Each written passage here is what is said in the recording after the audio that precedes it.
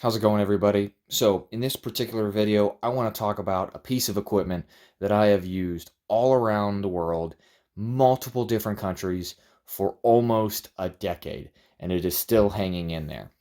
And specifically what it is a M68 or an Aimpoint Comp M2 or M4 variety. I want to talk about this particular sight and talk about the good and the bad over almost a decade use of using this throughout my personal life and my military life. Active duty military, I've been in a lot of different scenarios and situations with this particular sight.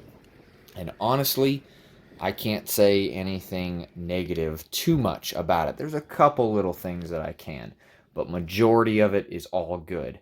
I mean, I liked this optic so much when I came home from my first deployment, I bought two of them. I went immediately out and I wanted this particular sight to be on a rifle of mine after getting done using it for many months overseas.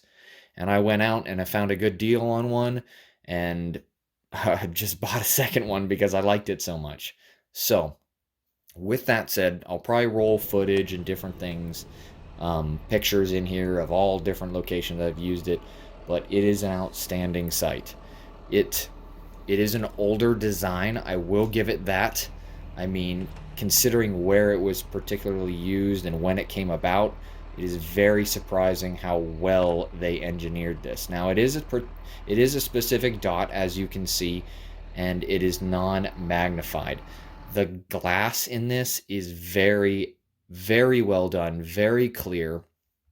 Unlike some different sites and other things out there, they can be a tinge of a color or anything like that. These, you do not get that. So these are both considered M2s. The M4s are the upgraded version with normally the AA. These one take a specific battery, a smaller battery in it, but they have both outstanding, I mean, run times on this. Beats way out of EOTech, and I've used EOTechs in the past. And this is just an outstanding site and whatnot, but the battery life is way better than pretty much anything at the time. Now, there are other things that I used, and I will grab it. I'm not going to talk about it too much, but let me turn it this way, actually, so you can't see my serial number on it. But I also do run an ACOG. My second deployment, I threw on a ACOG for a little bit of time, and I absolutely fell in love with it. So I came back and bought one of them as well. But this isn't about the ACOG. This is magnified. That is not, and we're talking about red dots right now. So I want to just explain, I do have experience with other sights and optics rather than just the one you see here now. So I'm not just BSing you pretty much. So one thing I will show here in a second, as you can see over here in the corner, but one thing that I do not like about it is, number one, the price. So maybe back at that time, $600 was a reasonable price for a premium base optic that is amazingly clarity based and then also runtime and durability. I mean, I couldn't even tell you how many times I beat the crap out of this, like coming out of a Mat V or a Max Pro and just slamming it off the solid steel, steps and the armor and dropping it, and it just retains zero so perfectly and so nicely. I mean, I don't know of a more rugged optic. Probably the L-cans are really, really rugged, and then the ACOGs are too. But one thing that you can get, and I have transitioned to, is actually this one. This is a more budget option. So actually, if I flip it over to this side, you might be able to see the name of it. So this is a Holosun 503C.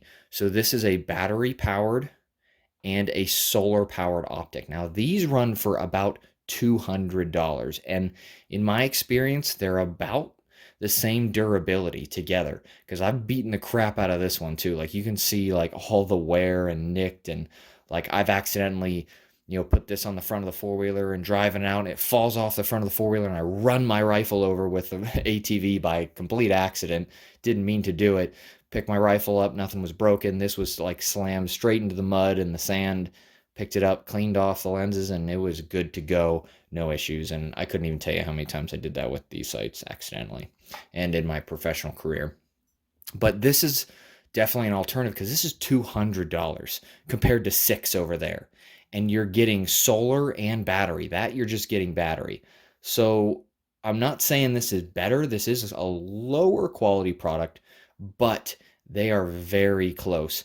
Plus, they were made about 15 years apart. That was at a time that this never you have heard anything of that caliber coming out in red dots.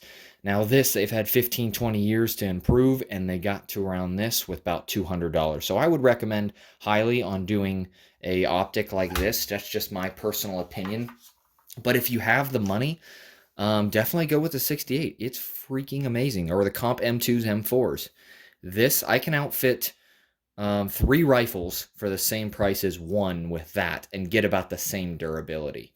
So that's just my personal opinion. But at the end of the day, if I had the choice, I mean, this is just bomb proof because I have the timing and the experience with it. I know I can literally do anything to it.